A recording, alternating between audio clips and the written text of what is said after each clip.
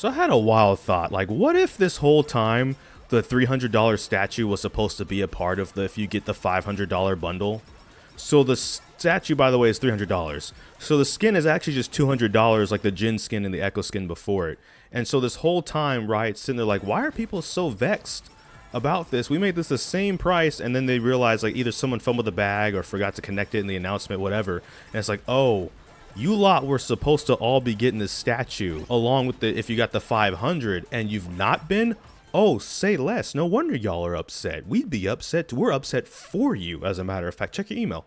Check your email. We're about to link you the thing right now. That would be hilarious to me.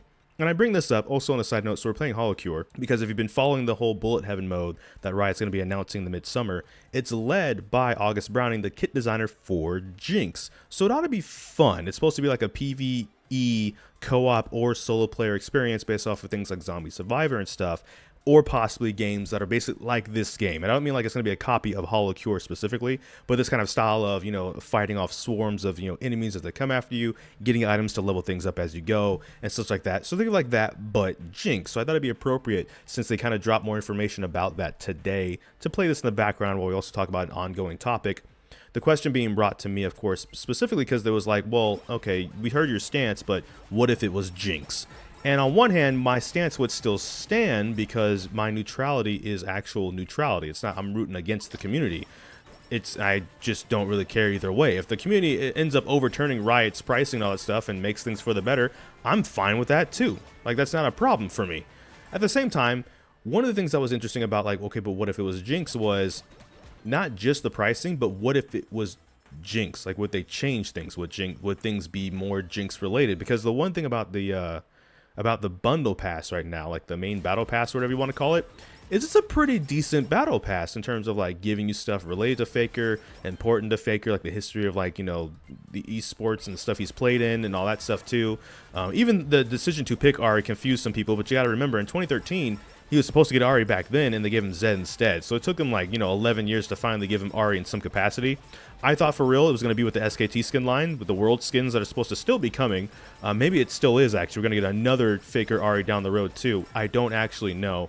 But basically the point of this is like, okay, let me address that question. Because if it was Jinx, while I still wouldn't buy it, because if Riot does something or prices something where I don't want to pay for it, then I'm just not going to pay for it. At the same time, part of the whole idea of the boycott and stuff is because they want Riot to be better. So let's pretend Riot was better. Let's pretend this works, and next year, you know, Deft is the going into the Hall of Legends, and so Jinx is getting this skin.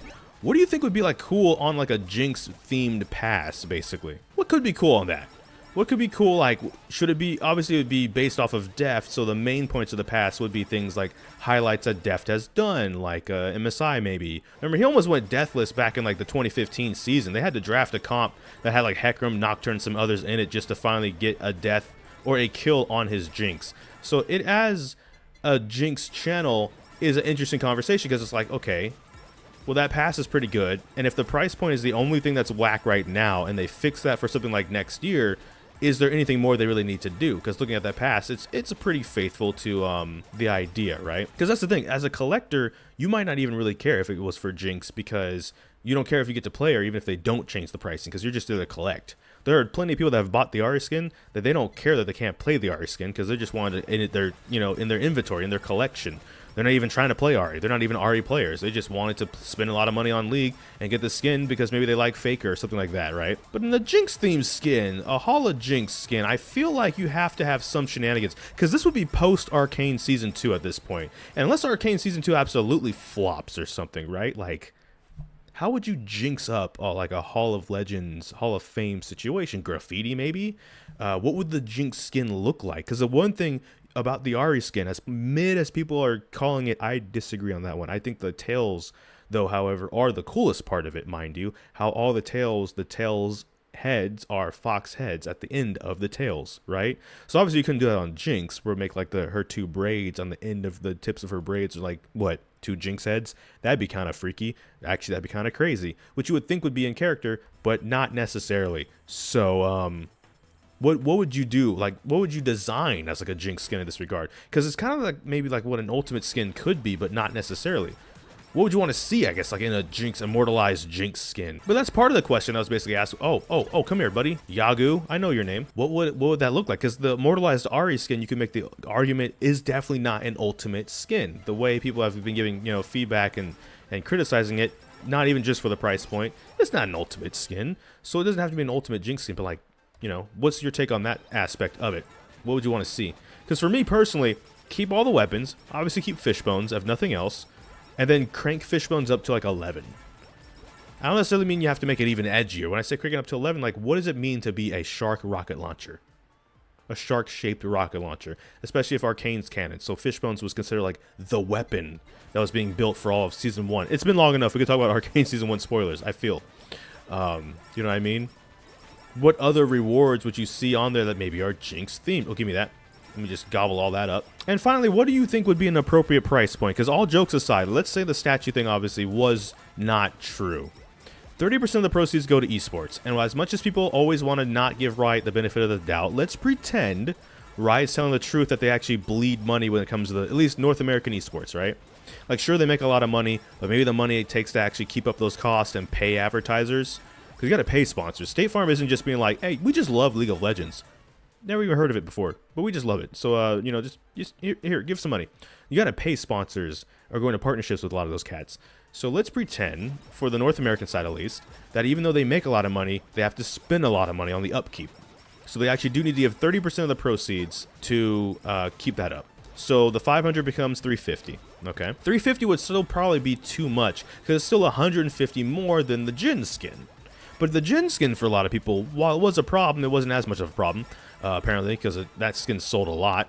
It still was an issue. So what would also be a reasonable price if it was Jinx? Or if you're watching this video because the title just got you intrigued anyways, if it was your favorite champion, does it make a difference what the price point is? Like, for some people, is it like, I'm not paying 500 because it's Ahri. I even kind of like Faker. He's my favorite pro player, you know, in League of Legends, but it's too much for a champion that I don't really even play. If it's a champion you play, does that change the conversation for you or not? Is this really about going after what you feel is predatory pricing by Riot?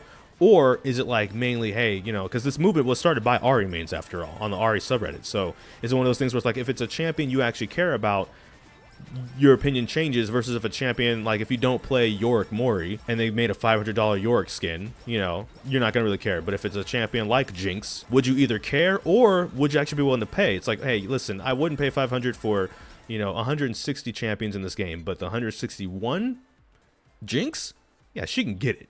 Jinx can get it. You know what I mean? Like, what's your stance on that?